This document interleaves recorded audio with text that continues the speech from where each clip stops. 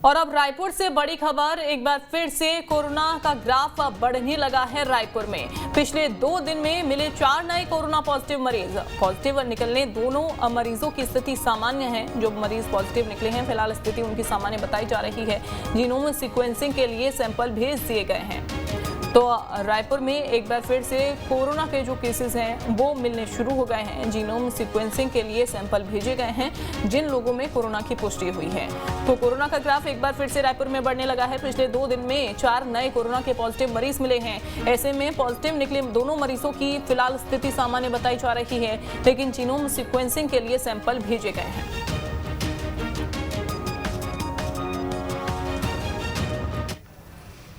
छत्तीसगढ़ में अगले साल विधानसभा चुनाव हैं, जहां एक तरफ कांग्रेस अपनी सत्ता बरकरार रखने के लिए एड़ी चोटी का जोर लगा रही है, तो वहीं दूसरी तरफ बीजेपी एक बार फिर से प्रदेश की सत्ता पर काबिज होने के लिए हर संभव कोशिश में जुटी है। और सत्ता के इस संघर्ष के बीच दोनों दलों के बीच वार पलटवार का दौर जारी है।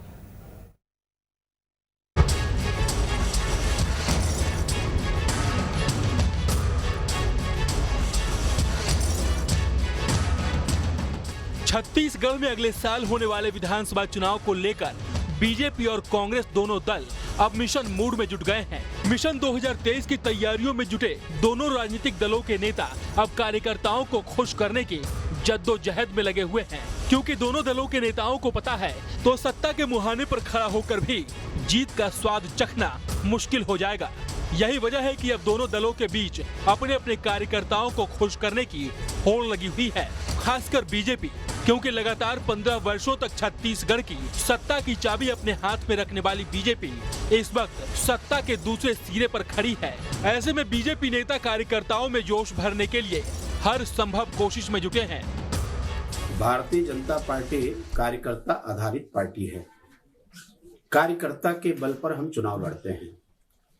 कार्यकर्ता को प्राथमिकता दी जाती है और केवल चुनाव में नहीं, आप देखे होंगे कि हमारे कभी प्रशिक्षण का कार्यक्रम होता है, तो कभी हमारा कार्य समिति, कभी चुनाव में कार्यकर्ता काम करते हैं। तो ये एक दिन चुनावी पार्टी नहीं है कि एक दिन कार्यकर्ता काम करे, बल्कि सतत रूप से भारतीय जनता पार्टी के कार्यक्रम चलते रहती है। और कार्यकर्ता आधारित पार्टी होने के नाते कार्यकर्ता के बल पर ही हम लोग चुनाव लड़ते हैं। तो स्वाभाविक रूप से हमारे कार्यकर्ता ही हमारी पूंजी है और ऐसे पूंजी को संभाल करके रखना हम सबका काम है।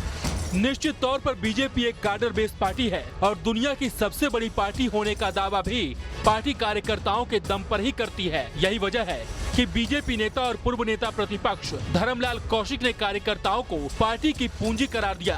अब धर्मलाल कौशिक के इस बयान पर कांग्रेस कहां पीछे रहने वाली थी। कांग्रेस नेता सुशील आनंद शुक्ला ने कटाक्ष करते हुए कहा कि विपक्ष में रहने के बाद भी बीजेपी को लगता है कि वो सत्ता में ही है, इसीलिए कार्यकर्ताओं को तवज्जो नहीं देते हैं। यही वजह है कि आज छत्तीसगढ़ में बीजेपी कार्यकर्ता पार्टी नेताओं से खासे नाराज हैं। देखिए, 15 साल तक तो कार्यकर्ताओं का आपने ध्यान नहीं दिया। विपक्ष में आने के बाद भी आपको आज कभी भारतीय जनता पार्टी के नेताओं के आचरण से ऐसा नहीं लगा कि वो सत्ता से बाहर चले गए हैं।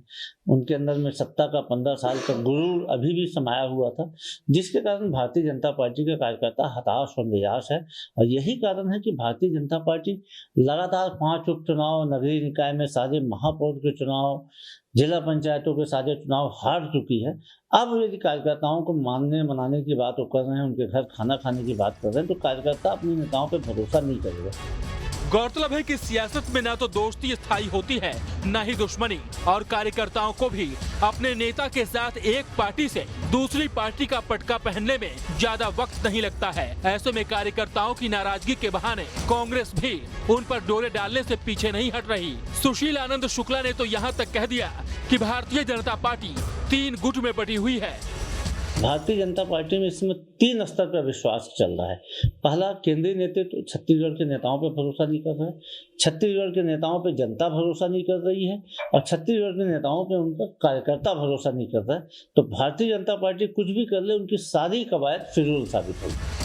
बहरहाल कार्यकर्ताओं को खुश करने की होड़ में लगे दोनों दलों के नेताओं की बातों से इतना तो साफ है कि आगामी विधानसभा चुनाव बेहद दिलचस्प रहने वाला है। ऐसे में देखना होगा कि कांग्रेस सत्ता बरकरार रखने में कामयाब होती है या फिर बीजेपी एक बार फिर छत्तीसगढ़ को भगवामय कर पाएगी। रायपुर से अंकुश शर्मा के साथ टीम न्यूज स्टेट।